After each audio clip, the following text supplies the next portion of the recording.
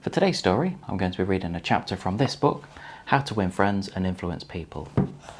Chapter 3, If You're Wrong, Admit It. Within a minute's walk of my house, there's a wild stretch of virgin timber, where the blackberry thickets foamed white in the springtime, where the squirrels nested and reared their young, and the horseweeds grew as tall as the horses had. This unspoiled woodland was called Forest Park, and it was a forest, probably not much different in appearance from what it was when Columbus discovered America. I frequently walked in this park with Rex, my little Boston bulldog. He was a friendly, harmless little hound, and since we rarely met anyone in the park, I took Rex along with a leash or a muzzle. One day, we encountered a mounted policeman in the park, a policeman itching to show his authority. "What do you mean by letting that dog run loose in the park without a muzzle and a leash?" he reprimanded me.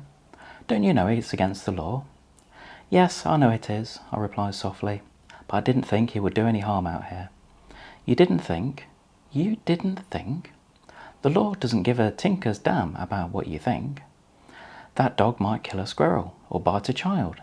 Now, I'm going to let you off this time, but if I catch you out here with this dog again, without a muzzle and a leash, you'll have to tell it to the judge." I meekly promised to obey. And I did obey, for a few times. But Rex didn't like the muzzle, and neither did I, so we decided to take a chance. Everything was lovely for a while, and then we struck a snag. Rex and I raced over the brow of a hill one afternoon, and there, suddenly, to my dismay, I saw the majesty of the law, astride a bay horse. Rex was out in front, heading straight for the officer. I was in for it, I knew it, so I didn't wait until the policeman started talking. I beat him to it. I said, "Officer, you've caught me red-handed. I'm guilty. I have no alibis, no excuses. You warned me last week that if I brought the dog out here again without a muzzle, you would fine me." "Well now," the policeman responded in a soft tone, "I know it's a temptation to let a little dog like that have a run out here when no one's around." "Sure, it's a temptation," I replied, "but it is against the law." "Well, a little dog like that isn't going to harm anybody," the policeman remonstrated. "No, but he may kill squirrels," I said. "Well now, I think you are taking this a bit too seriously," he told me. "I'll tell you what to do. You just let him run over the hill there where I can see him, and we'll forget all about it." That policeman, being human, wanted a feeling of importance. So when I began to condemn myself, the only way he could nourish his self-esteem was to make the magnanimous attitude of showing mercy.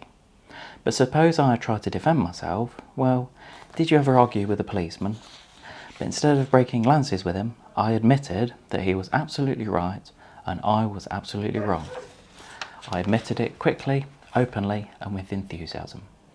The affair terminated graciously in my taking his side and his taking my side.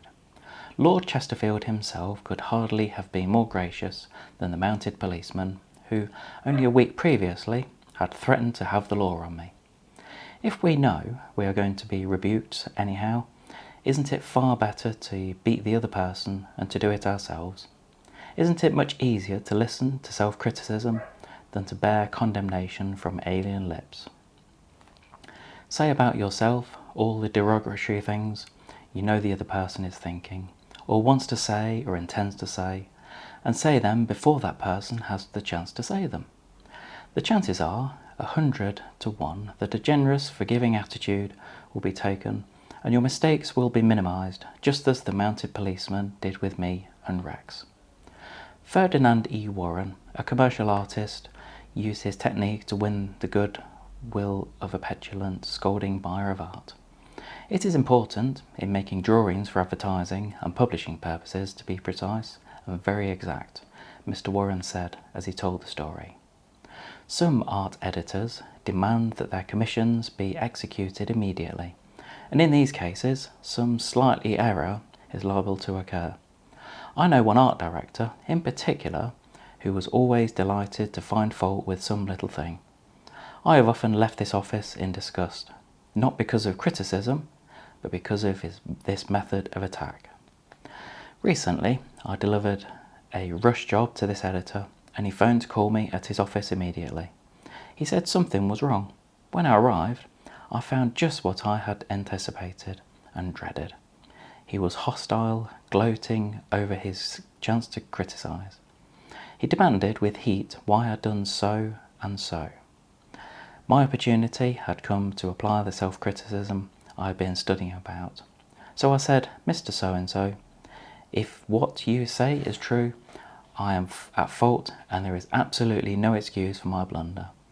I've been doing drawings for you long enough to know better. I'm ashamed of myself." Immediately he started to defend me. "Yes, you're right. But after all, this isn't a serious mistake. It is only—" I interrupted him. "Any mistake," I said, "may be costly, and they are all irritating." He started to break in, and I wouldn't let him. I was having a grand time. For the first time in my life, I was criticising myself, and I loved it. "I should have been more careful," I continued. "You give me a lot of work, and you deserve the best. So I'm going to do this drawing all over." "No, no," he protested. "I wouldn't think of putting you to all that trouble." He praised my work, assured me that he wanted only a minor change, and that my slight error hadn't cost his firm any money. And after all, it was a mere detail, not anything to worry about. My eagerness to criticise myself took all of the fight out of him. He ended up taking me for lunch, and before we parted, he gave me a cheque and another commission. There is certainly a degree of satisfaction in having the courage to admit one's errors. It not only clears the air of guilt and defensiveness, but often helps solve the problem created by the error. Bruce Harvey of Albuquerque, New Mexico, had incorrectly authorised payment of full wages to an employee on sick leave. When he discovered his error, he brought it to the attention of the employee and explained that to correct the mistake, he would have to reduce his next paycheck by the entire amount of the overpayment. The employee pleaded that as that would cause him a serious financial problem, could the money be repaid over a period of time. In order to do this, Harvey explained, he would have to obtain his supervisor's approval. And this, I knew, reported Harvey, would result in a boss-type explosion. While trying to decide how to handle this situation better, I realised that the whole mess was my fault, and I would have to admit it to my boss. I walked into his office, told him that I had made a mistake, and then informed him of the complete facts. He replied in an explosive manner that it was the fault of the personnel department. I repeated that it was my fault. He exploded again about the carelessness in the accounting department. Again, I explained it was my fault. He blamed two other people in the office, but each time I reiterated it was my fault. Finally, he looked at me and said, "Okay, it was your fault. Now straighten it out." The error was corrected and nobody got into trouble. I felt great because I was able to handle a tense situation and had the courage not to seek alibis. My boss has had more respect for me ever since. Any fool can try to defend his or her mistakes, and most fools do, but it raises one above the herd and gives one a feeling of nobility and exaltation to admit one's mistakes. For example, one of the most beautiful feelings that history records about Robert E. Lee is the way he blamed himself, and only himself, for the failure of Pickett's charge at Gettysburg. Pickett's charge was undoubtedly the most brilliant and picturesque attack that ever occurred in the Western world. General George E. Pickett himself was picturesque. He wore his hair so long that his auburn locks almost touched his shoulders, and like Napoleon in his Italian campaigns, he wrote ardent love letters almost daily while on the battlefield.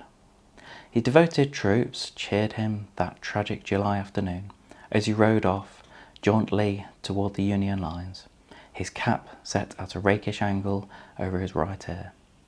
They cheered and they followed him, man touching man, rank pressing rank, with banners flying and bayonets gleaming in the sun.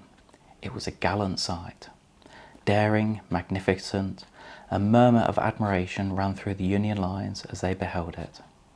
Pickett's troops swept towards an easy trot, through orchard and cornfield, across a meadow and over a ravine. All the time the enemy's cannon was tearing ghastly holes in the ranks, but on they pressed, grim, irresistible. Suddenly the Union infantry rose from behind the stone wall on Cemetery Ridge, where they had been hiding, and fired volley after volley into Pickett's onrushing troops. The crest of the hill was a sheet of flame, a slaughterhouse, a blazing volcano. In a few minutes all of the Pickett's brigade commanders except one were down. The 4/5 of his 5,000 men had fallen. General Lewis's A. Armistead, leading the troops in the final plunge, ran forward, vaulted over the stone wall, and waving his cap on top of his sword, shouted, "Give 'em the steel, boys!" They did. They leaped over the wall, bayoneted their enemies, smashed skulls with club muskets, and planted the battle flags on the south of the Cemetery Ridge. The banners waved there only for a moment, but that moment, brief as it was, recorded the high water mark of the Confederacy. Pickett's charge, brilliant, heroic, was nevertheless the beginning of the end. Lee had failed. He could not penetrate the North, and he knew it. The South was doomed. Lee was so saddened, so shocked, that he sent in his resignation and asked Jefferson Davis, the President of the Confederacy, to appoint a younger and abler man. If Lee had wanted to blame the disastrous failure of Pickett's charge on someone else, he could have found a score of alibis. Some of his division commanders had failed him. The cavalry hadn't arrived in time to support the infantry attack. This had gone wrong, and that had gone awry. But Lee was far too noble to blame others. As Pickett's beaten and bloody troops struggled to get to the Confederate lines, Robert E. Lee rode out to meet all of them alone and greeted them with self-condemnation. That was a little short of sublime. "All this has been my fault," he confessed, and I alone have lost this battle." Few generals in all history have had the courage and character to admit that. Michael Chung, who teaches our course in Hong Kong, told how the Chinese culture presents some special problems and how sometimes it's necessary to recognize the benefit of applying a principle may be more advantageous than maintaining an old tradition. He had one middle-aged class member who had been estranged from his son for many years. The father had been an opium addict and was now cured. In Chinese tradition, an older person cannot take the first step. The father felt it was up to his son to take the initiative towards a reconciliation. In an early session, he told the class about the grandchildren he had never seen and how much he desired to be reunited with his son. His classmates, all Chinese, understood his conflict between his desire and his long-established tradition. The father felt that young people should have respect for their elders and that he was right in not giving in to his desire, but to wait for his son to come home. Toward the end of his course, the father again addressed his class. "I have pondered this problem," he said. "Dale Carnegie said, if you're wrong, admit it quickly and empathetically. It is too late for me to admit it quickly, but I can admit it empathetically. I wronged my son. He was right in not wanting to see me and to expel me in his life. I may lose face by asking a younger person's forgiveness, but I was at fault, and it was my responsibility to admit this." The class applauded and gave him their full support. At the next class, he told how he went to his son's house, asked for and received forgiveness, and was now embarked on a new relationship with his son, his daughter-in-law, and the grandchildren he had at last met. Elbert Hubbard was one of the most original authors who had ever stirred up a nation, and his stinging sentences often aroused fierce resentment. But Hubbard, with his rare skill for handling people, frequently turned his enemies into friends. For example, when some irritated reader wrote in to say that he didn't agree with such and such an article and then ended up calling Hubbard this and that, Elbert Hubbard would answer like this: "Come to think of it, I don't agree with it myself. Not everything I wrote yesterday appeals to me today. I am glad to learn that you think what you think on a subject. The next time you're in the neighbourhood, you must visit us and we'll get this subject threshed out for all the time. So there is a hand clasp over the miles, and I am. Yours sincerely. What could you say to a man who treated you like that? When we are right, let's try to win people gently and tactfully and a way of thinking, and when we are wrong, that will be surprisingly often. If we are honest with ourselves, let's admit our mistakes quickly and with enthusiasm. Not only will that technique produce astonishing results, but believe it or not, it is a lot more fun under the circumstances than trying to defend oneself. Remember the old proverb, by fighting you never get enough, but by yielding you may get more than you expected. So that was chapter 3 from this book, How to Win Friends and Influence People. It's a book I've read before, and I must say I really enjoy this one. If you haven't already, I would appreciate it if you would subscribe to my channel. Just give us a quick thumbs up. Anyway, thanks very much for joining me today.